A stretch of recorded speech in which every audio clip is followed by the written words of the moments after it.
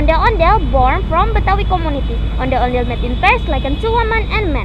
Broadly speaking, ondel-ondel has three functions, namely as a means of ceremony, as a display, and as a procession.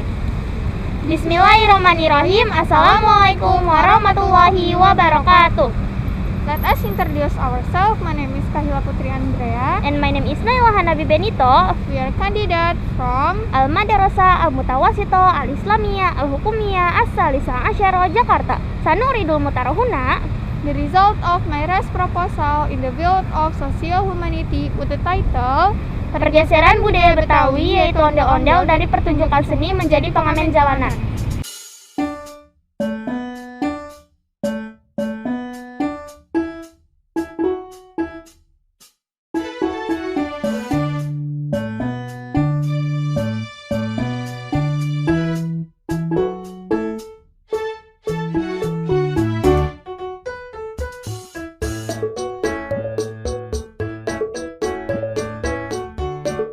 Ondel-ondel diperkirakan sudah ada sejak tahun 1605. Pada awalnya, ondel-ondel berfungsi untuk penolak bala, pengusir roh halus, dan penjaga kampung.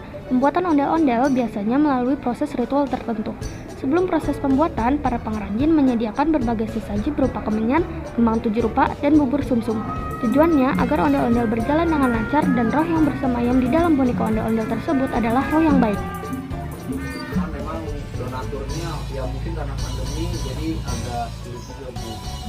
Dan ditambah lagi kita ini sebenarnya bukan binaan dari Disbud atau Pemprov atau lain sebagainya. Kita mandiri remaja sekitar aja. Tapi karena kita dilihat sering mengadakan kalau boleh bilang ada prestasi tentang si ondel-ondel, jadi mereka kalau ada kerjaan tentang ondel-ondel mempercayakan kami lah. Di era Gubernur DKI Jakarta, Bapak Ali Sadikin, ondel-ondel dijadikan sebagai pertunjukan seni rakyat yang menghibur. Seiring dengan berjalannya waktu, pertunjukan seni ondel-ondel digunakan untuk penyambutan tamu terhormat dan peresmian gedung yang baru selesai dibangun. Ondel-ondel menjadi warisan budaya Betawi yang dapat dinikmati nilai seninya. Kini, dalam beberapa tahun ke belakang, ondel-ondel justru banyak digunakan sebagai jalur pencarian nafkah. Tidak sedikit sebagian masyarakat di wilayah DKI Jakarta dan sekitarnya yang menggunakan ondel-ondel sebagai alat untuk pengamen.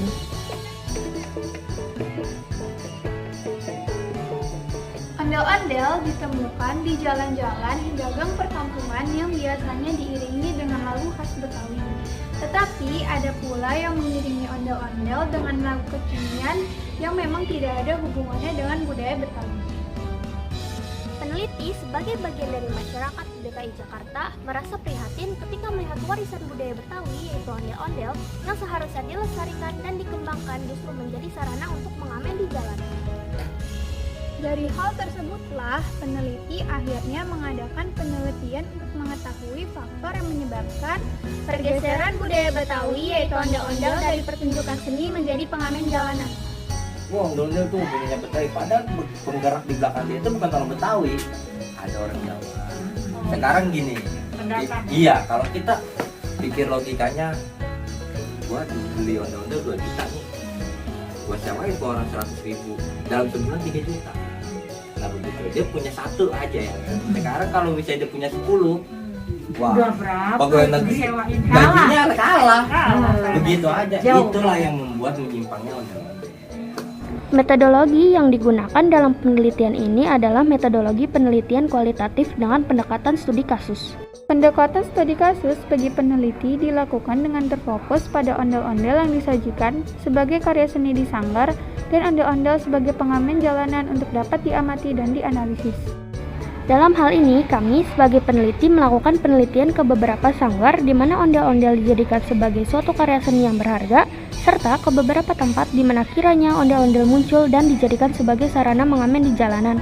Untuk dapat kami amati juga analisis secara cermat sampai tuntas. Sumber data dari data primer itu data yang berasal dari sumber asli atau pertama.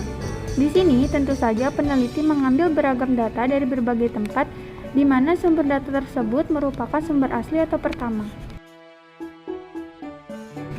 Pengambilan data kualitatif dalam penelitian ini dilakukan dengan teknik wawancara terstruktur dan observasi. Selanjutnya, kami menggunakan teknik analisis data kualitatif, yaitu reduksi data, penyajian data, dan penarikan kesimpulan. Dengan reduksi data, kami melakukan penyederhanaan dan membuang data-data yang tidak diperlukan sedemikian rupa, sehingga dapat menghasilkan informasi yang bermakna dan memudahkan dalam penarikan kesimpulan. Dari penyajian data, kami mengumpulkan data untuk dapat disusun secara sistematis dan mudah dipahami sehingga dapat menghasilkan suatu kesimpulan. Penarikan kesimpulan merupakan tahap akhir yang kami lakukan sebagai peneliti. Kami melihat hasil reduksi data dan penyajian data. Lalu kami menarik kesimpulan yang tetap mengacu pada tujuan analisis yang hendak kami capai. Juga nih, barusan gimana nih kita gitu. Terus untuk kegiatan kita nantinya gimana juga nih? Nah, akhirnya kita ngalahinnya di situ. Mungkin kalau misalkan ada job atau pajangan atau Demikian tahapan yang kami lakukan sebagai peneliti selama melakukan penelitian ini demi menjawab pertanyaan kami, yaitu faktor apa saja yang melatar belakangi pergeseran budaya Betawi, yaitu ondel-ondel dari pertunjukan seni menjadi pengamen jalanan. At the end of this opportunity, we would like to thank the mentor who has guided us during this research by providing an input to us, and we also would like to ask for the support and prayers from various parties so that we can immediately advance to the next stage and result of present to all the judges. latihan hari ini mudah-mudahan kita cepat bisa dan bisa untuk melestarikan budaya Betawi, wabil khusus Betawi. Dalam artian entah gambang kromong, entah ondel-ondel, semoga kita semua bisa melestarikannya. Oke, wabillahi taufik wal hidayah. Wassalamualaikum.